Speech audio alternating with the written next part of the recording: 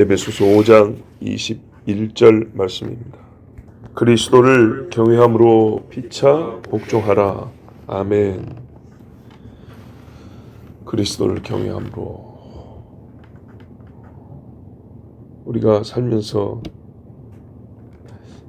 나에게 큰 위협이 되었던 사람, 예를 들어서 어릴 때 막 깡패짓을 해서 나를 때렸던, 돈 뺏고 했던 사람을 커서 만났을 때 그 사람을 여전히 두려워하고 그 앞에 가서 막 무릎을 꿇고 싶고 머리를 숙이고 싶고 그런 일은 없을 겁니다. 오히려 싫으면 피하겠고 아니면 저걸 내가 한번 이제 봐버려야지 그런 생각을 한다든지, 두고 봐라 내가 복수한다, 저 잊고 살았는데 저게 내 눈에 띄네, 아마 이런 생각을 하지. 누가 그 앞에 가서 굽신거린다, 이게 막 마음에서 저절로 막 솟아난다, 이런 일은 없을 겁니다. 그런데 누가 나의 생명을 구해줬다 합시다. 아니면 내가 아주 억울할 때 나의 억울함을 풀어준 자라고 할 때, 또는 내가 죄를 지어서 죽어야 되는데 나 대신 벌금을 내줬다, 벌을 받았다. 그러면 10년이 지나고 20년이 지나도 우리가 그 앞에 가서 인사하고 그를 사람들 앞에서 높이고 자연스럽죠.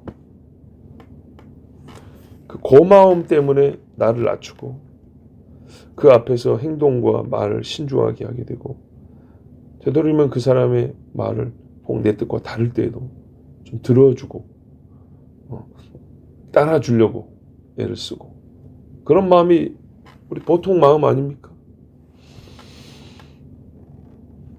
정말로 내가 영원히 지옥에 떨어져 벌을 받고 고통을 당해야 되는데 나의 그 영원한 죄를 우리 주님이 대신 갚아주셨다.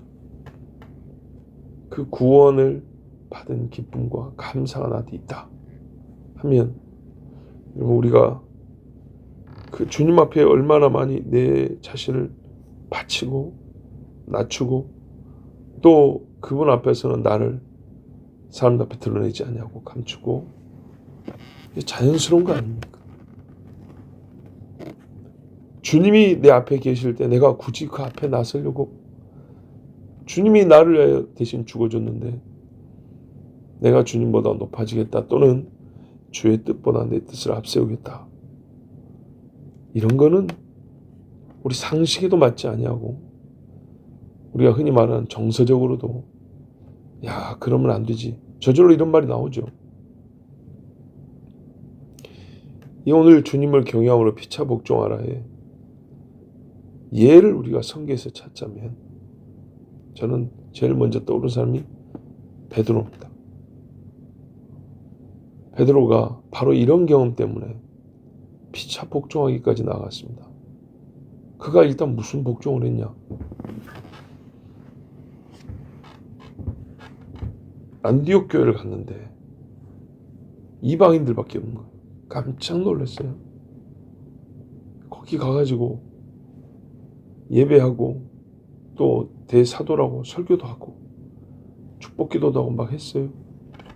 근데 예배 끝나고 밥 먹는데 저 예루살렘에서 아직 율법을 못 벗어난 교인들이 왔어요. 그 사람들이 예루살렘 가서 내가 지금 이방인들 밥 먹는다고 말할까 봐, 그게 사실 별것도 아닌데 밥 먹다가 자리를 피했어요.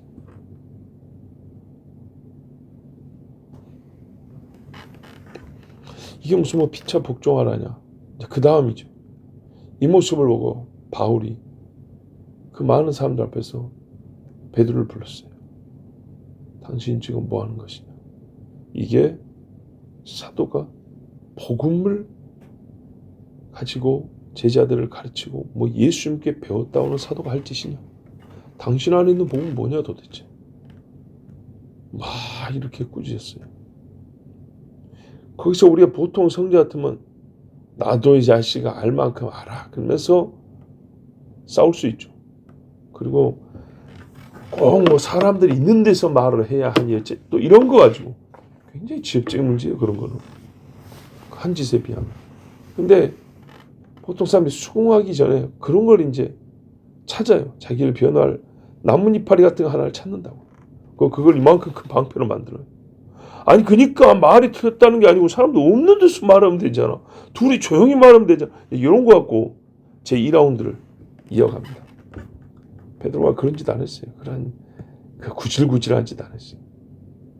바울이 책망하는데 들었어요. 듣고 어떻게 했을까요? 인정했겠죠. 예. 그리고 그 뒤로 2번 다시 그런 일이 없었어요. 그 전에 우리 주님이 짐승들을 내려주면서 부정한 짐승인데 이거 먹어라. 주님 제가 이런 걸 먹은 적이 없습니다. 한 3번. 맞다. 부정한 거 안 먹은 거 잘했어. 근데 이제부터 내가 깨끗하다 했어. 깨끗하게 만드는 거야. 예. 깨끗하게 만든 거니까 이제 먹어도 돼. 이게 뭔 뜻인가? 오늘부터 돼지고기 좀 삶아 먹을까? 근데 이방인 고넬료 집에서 사람들이 왔어요. 야, 아직까지 우리 형제들 중에 이방인 집에 가고 신방 가서 예배했던 적이 없는데 이게 첫 밭딸을 회필 나한테. 그런데 어떻게 했어요? 순종하고 따라갔어요. 쥐가 올 것이지. 안 그러고 가서 이방인 집에 문을 열고 들어가는데 이게 얼마나 이게 긴장되고 어려운 일인지 모릅니다. 태어났을 때부터 유대인인데 내 여기 있는 로마 군인하고 손 한 번 안 잡았는데 그 집에 갔더니 이방인들 희끗희끗 생긴 사람들만 쫙 있는 거예요. 뭐 아니면은 뭐 우리보다 더 검은 사람도 있다거나. 베드로 입장에서 그들에게 하나님 말씀 전하는 것도 참 처음이고 낯설고. 근데 그랬더니 이 사람들이 막 은혜를 받고 기도를 하고 방언을 하는데 주여 감동이 와가지고 이제 같이 기도하고 며칠을 머물렀어요. 피차 복종하라. 유형인데 굉장히 힘들었던 일이에요. 베드로에게. 자, 이제 사도들이 회의를 했어요. 이방인 신자들에게 우리가 어떻게 가르쳐야 되냐. 금해야 될 게 뭐냐. 이걸 한번 정해보자 했어요. 단방에 일어나서 처음 말을 되는데 이 회의를 보면 거의 맨 끄트머리에 얘기를 해요. 베드로가 아껴뒀다가 맨 끄트머리 가서 제가 사실은 뭐 혹시 들은 분이 있을지 모르지만 고넬료라는 사람 집에 갔었는데 요 이야기를 꺼내요. 그러고 봤을 때는 우리 하나님이 이방인 형제들 특별히 차별할 것도 아니고 왜 그들에게 이러한 일이 우리가 똑같은 일이었다는 거죠. 나도 깨달았다.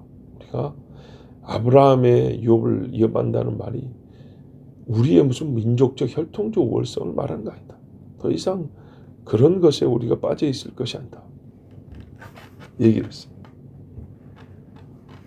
다른 형제들이 얘기할 수 있는 기회를 주고 들을 것 들어보고 근데 이분들의 말이 부족하다. 합당하지 않냐다. 만약에 자기보다 더 옳은 말씀의 해석이나 결론을 낼 수 있다면 따라갔을 건데 아니란 말이죠.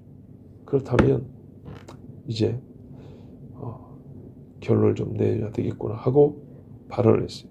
이런 전체적인 태도를 보면 우리가 이른바 자기보다 손 아래 사람들이에요. 후배들 그리고 이방인들. 우리가 하나님이 있으니까 그랬겠죠.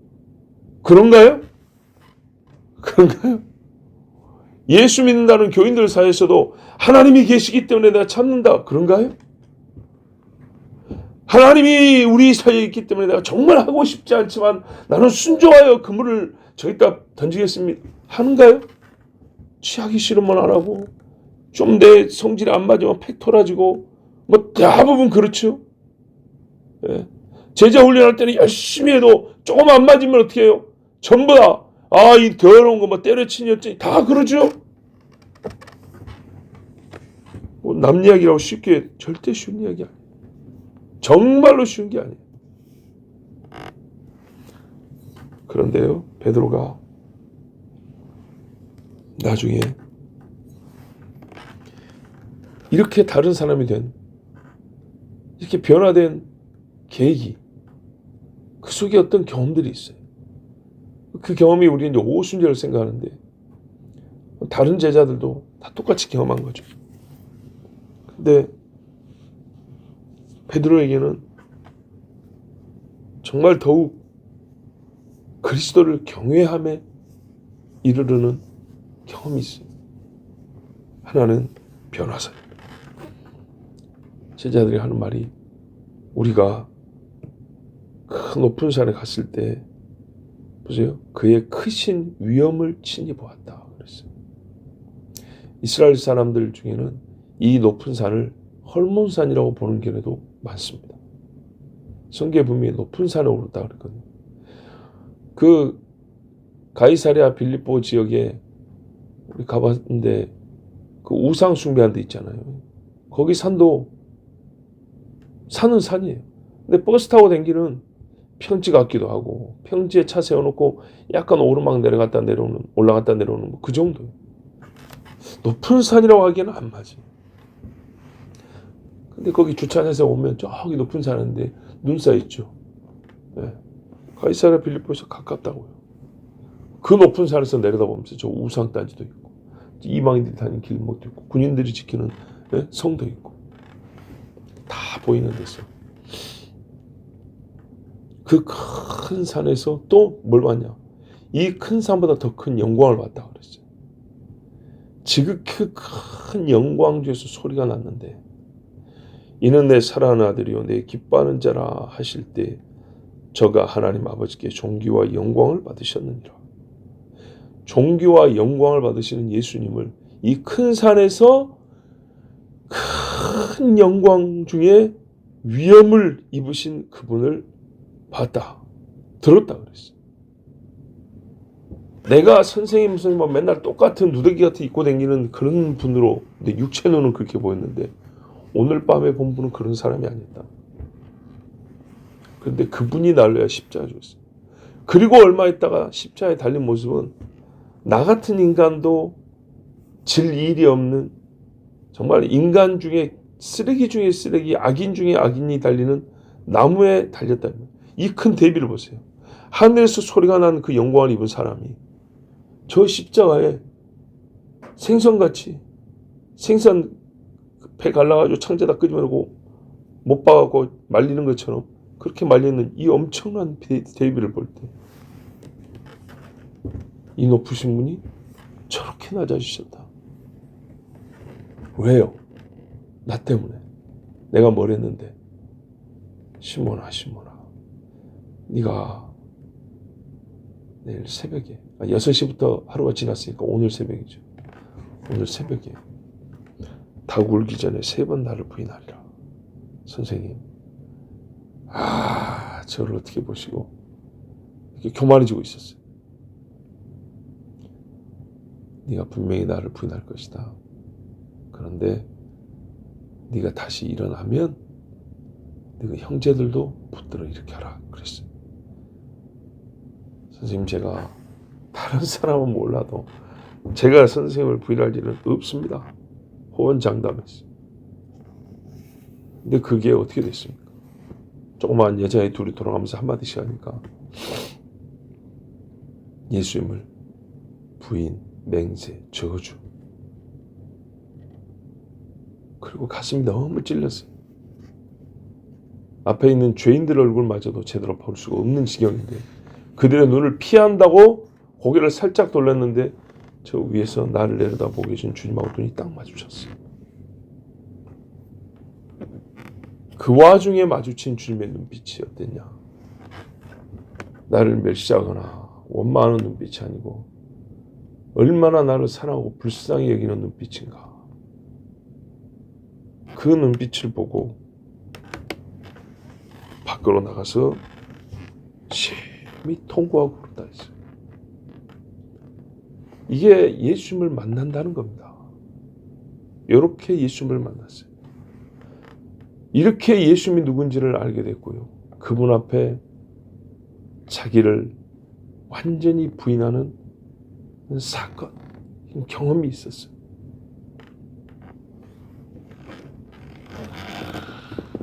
나 살겠다고 주님을 저주하고 도망치려고 했는데 하필 그때 마주친 눈빛이,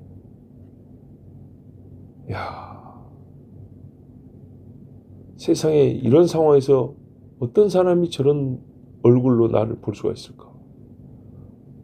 정말 말이 안 되는, 정말 나의 영혼을 참 불쌍하고 사랑해 여기는 그런 주님의 눈빛이었단 말이죠. 자, 그 일을 경험하고 그 얼굴을 본 사람이라면 주님을 경외함으로 살지 않은 것이 이상하고, 주님을 경외함으로 피차 복종하는 그 이후에 사도행전에 기록된 베드로의 삶은 충분히 이해할 수 있습니다. 자, 우리가 그런 믿는 사람들의 집단이라고 하는 교회에서 생활을 합니다.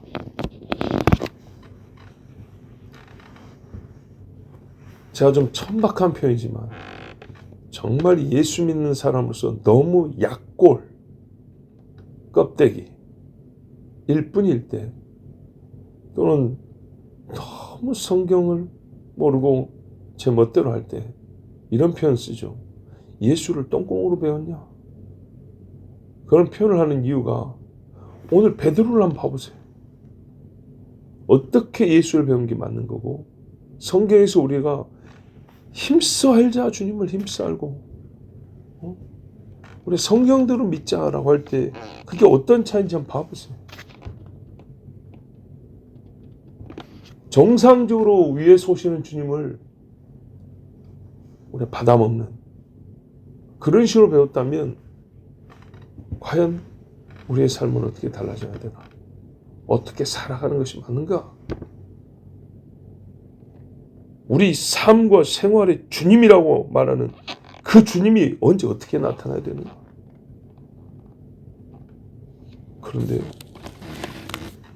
이게 이상하게 배우고 정말 성경을 거슬러서 예수라는 이름을, 그 예수 믿는 사람들의 스타일과 감을 익히는 정도에 불과하면 얼마 못 가서 나사풀린 자동차 바퀴 툭 빠져나고 자동차 사고나 죽듯이 그런 모양과 형세가 나타납니다. 주님을 경외함으로, 예수 그리스도를 경외함으로, 베드로가 이렇게 우러러보는 경외함으로, 무릎을 꿇고 눈물 흘리는 경외함으로, 그러면 진짜 그 주님을 위하여 복종함으로 이방인 고넬료가 부릅니다. 그래, 마음에는 내키지 않는데 갑시다. 바울이 진짜 나한테 너 너무한다 싶을 정도로 창피스러운데 나의 허물이 그러하다. 맞다. 얼마나 아름답고, 얼마나, 그래서 하나님의 교회가 바로 세워지고 이 사람들의 삶을 보고 우리가 하는 말이 그리스도의 제자라지 않습니까? 그리스도를 경외함으로 피차 복종합시다. 기도하겠습니다. 하나님 감사합니다. 오늘도 우리를 사랑하시고 주의 집으로 부르시며 또한 우리로 주의 성령이 거하는 전이 되게 하시며 그리스도 때문에 구원을 받고 또 그리스도로 인하여 피차 복종하기까지 이르는 하나님의 자녀들이 되게 해주시옵소서. 말씀이 저 멀리서 가까이 오는 정도로 이제 글귀가 읽어진다가 아니라 내 마음에 새겨져서 책은 덮어졌어도 마음에 새겨진 말씀으로 인하여 항상 우리의 생각이나 말이나 행하는 모든 것이 그리스도를 닮으며 그리스도를 따라가며 되게 하옵소서. 피차 복종이라 이 세대 이런 단어들 쓰지 아니하지만 우리에게는 오래전부터 해온 버릴 수 없는 삶의 특징이 되게 하옵소서. 예수 그리스도의 이름으로 기도하옵나이다. 아멘.